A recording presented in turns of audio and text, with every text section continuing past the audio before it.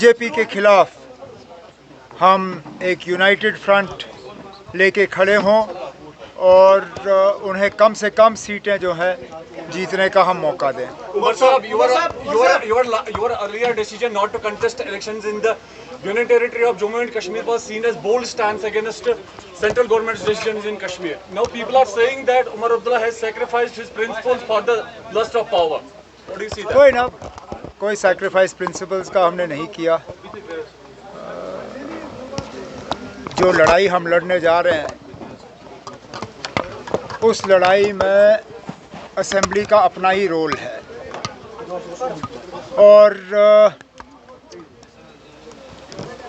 मैं लोगों से क्या कहूं कि वो इस असेंबली को माने, इस असेंबली को वोट दें, इस असेंबली में मेंबर चुनें, लेकिन मैं इस असेंबली को नहीं मानता।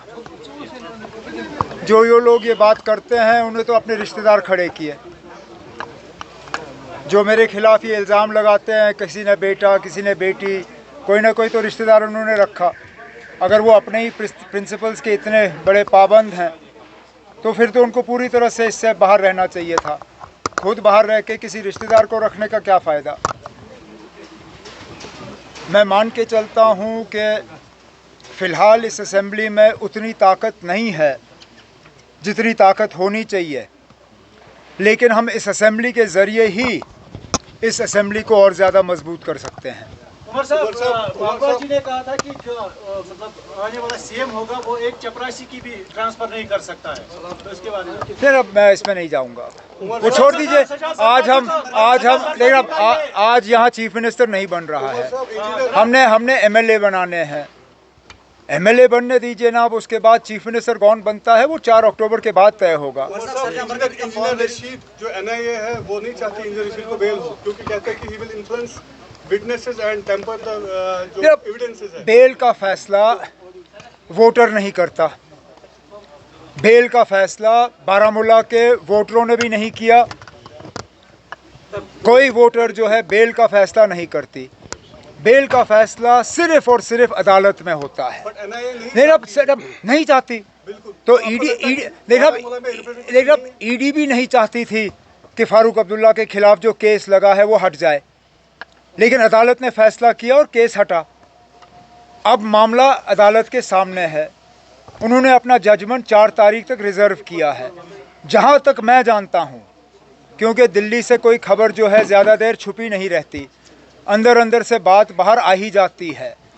मैं अभी ज़्यादा तो नहीं कहूँगा, लेकिन मुझे लगता है कि एनआईए की बात जो है वो अदालत नहीं मानेगी। तो बारामूला के लोगों के लिए it was a futile exercise, क्योंकि रिप्रेजेंटेशन है ही नहीं उनकी।